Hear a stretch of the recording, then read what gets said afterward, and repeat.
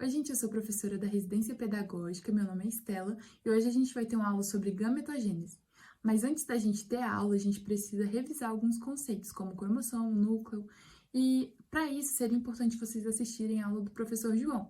Mas, de qualquer forma, a gente vai revisar um pouquinho. Então, vamos lá? Então, aqui a gente vai adentrar dentro da célula, que é a célula, dentro do núcleo especificamente. E dentro desse núcleo temos cromossomos. Na espécie humana, usualmente, temos 46 cromossomos. E esse cromossomo é composto por duas cromátides irmãs unidas pelo centrômero. Em cada cromossomo existem fitas de DNA que vão estar enoveladas, ou seja, enroladas nessas estonas, que são essas estruturas amarelas. Essas estonas são proteínas que vão deixar o DNA enrolado, ocupando uma menor área, porque é muito grande. E o cromossomo é muito importante porque nele estão nossos genes, nossos alelos, nosso material genético. É ele que determina quem nós somos. O que cromossomo tem a ver com isso tudo? Então, a gente estava revisando porque gametogênese, DNA, cromossomo tem tudo a ver, eles são conteúdos interligados. Gametogênese é o processo de formação de gametas que podem ocorrer nos ovários, em pessoas com sistema ovariano, por exemplo, eu como mulher cis tenho um sistema ovariano, ou nos testículos, com pessoas de sistema testicular. E como há dois tipos distintos de gametas, também existem dois tipos de gametogênese. Gametogênese é o nome geral para eu falar desses dois tipos. Mas se eu quiser falar, por exemplo, do meu tipo de gametogênese, eu tenho que falar da ovulogênese. Se eu estiver falando de uma gametogênese de uma pessoa do sistema testicular, eu estou falando de espermatogênese. Entenderam? Mas gametogênese engloba os dois. Aqui está uma representação mais visual para vocês poderem ver os gametas sendo formados nos ovários, aqui do lado esquerdo, e os gametas sendo formados nos testículos, do lado direito. Os gametas que a gente conhece dos ovários são os óvulos, que vai ser formado pela ovogênese ou ovulogênese, é a mesma coisa, nomes diferentes para a mesma coisa. Já nos testículos são formados os espermatozoides, que são formados pela espermatogênese. Vamos começar a falar dos espermatozoides. Eles vão ser o resultado da espermatogênese. Eu vou explicar a espermatogênese a seguir, mas primeiro vamos entender a estrutura do espermatozoide. O espermatozoide, ele é esse organismo que vocês estão vendo aí. Eles têm o acrossomo na pontinha da cabeça, que é onde ficam as enzimas que vão poder digerir a membrana do óvulo, auxiliando na fecundação. Ali no meio tem o núcleo, e o núcleo é onde se localizam os cromossomos. Por isso que é tão importante eu falar para vocês de cromossomos, que é vocês recapitularem o que vocês estudaram. Por quê?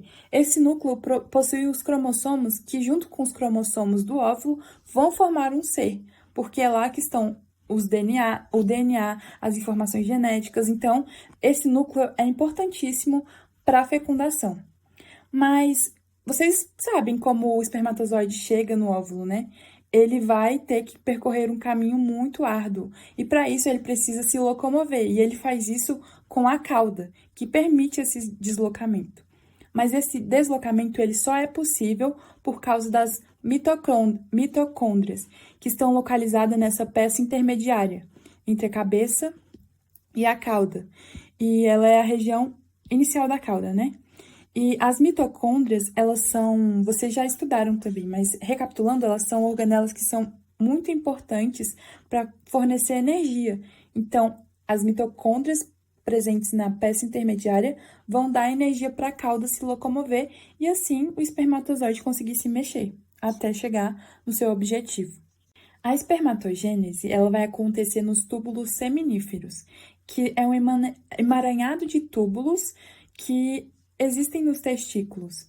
E o processo dessa gametogênese, dessa espermatogênese, pode ser dividido em 4 períodos: o germinativo, o período de crescimento, o período de maturação e o período de diferenciação, que a gente também vai poder chamar de espermiogênese.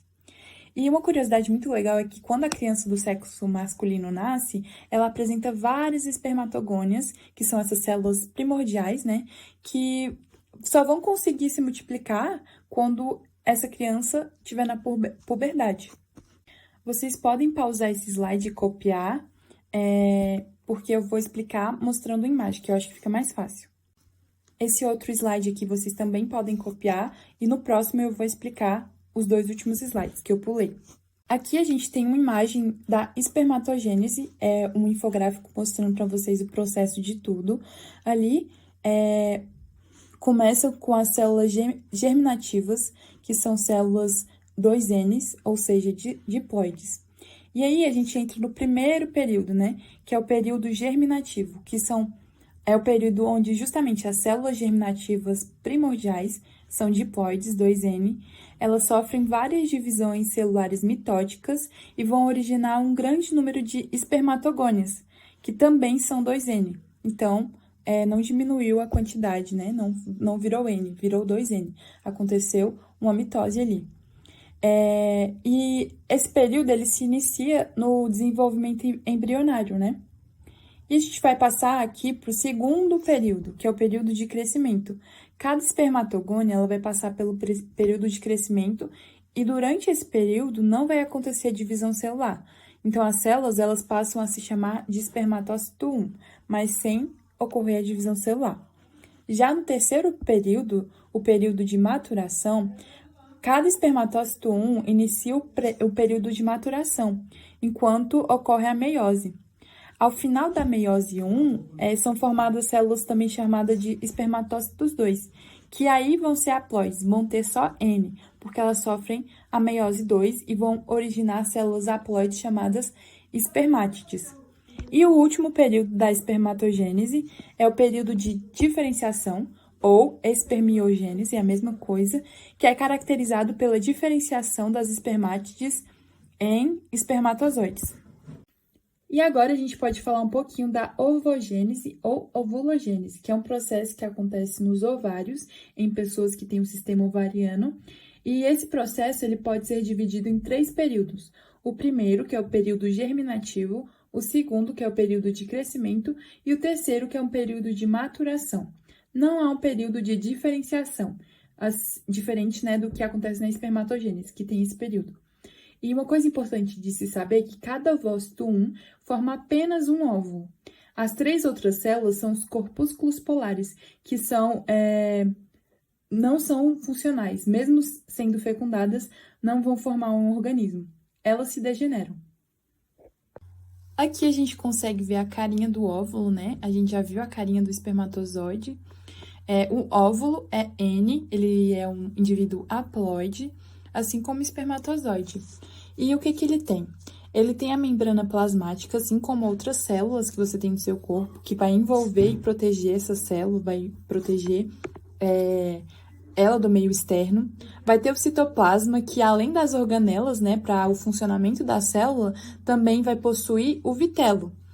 Algumas espécies possuem esse vitelo, né, no óvulo em maior quantidade e outros em menor quantidade. Os seres humanos têm em pouca quantidade. Por quê? Porque esse vitelo ele serve como nutrição para o embrião, né? O embrião vai se utilizar desse vitelo para poder se nutrir. Só que nós, né, seres humanos, a gente já dá um jeito de nutrir o nosso embrião com anexos embrionários, por meio do cordão umbilical, por exemplo, essas coisas. A gente não precisa de uma grande quantidade de vitelo. Já outras espécies, como por exemplo a galinha, já precisa nutrir esse embrião, porque o embrião não tem outra fonte de nutrição. E, assim como no espermatozoide, tem um núcleo que tem os cromossomos. Esses cromossomos estão em quantidade pela metade, ou seja, na espécie humana, o óvulo só tem 23 cromossomos, e para ele formar um novo indivíduo, vai precisar de outros 23 cromossomos provenientes do espermatozoide, que também é haploide, possuindo 23 cromossomos, dando origem, depois da fecundação, a um indivíduo, usualmente de 46 cromossomos, podendo assim se formar um indivíduo, um ser, um outro ser humano. Nesse slide, vocês podem pausar e copiar, eu vou explicar melhor usando a imagem. Esse slide aqui vocês também podem copiar, eu vou explicar melhor usando a imagem. E a gente começa com o período germinativo, que é caracterizado por divisões mitóticas das células germinativas primordiais que vão formar ovogônias, que são células diploides 2N.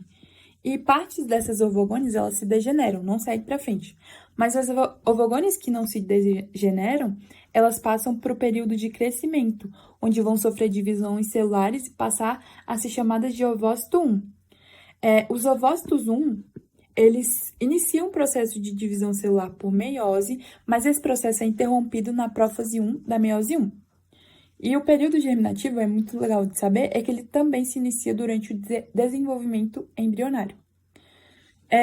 O terceiro e último período da ovogênese, ele retoma a partir da puberdade, quando começam a ocorrer os ciclos menstruais, né?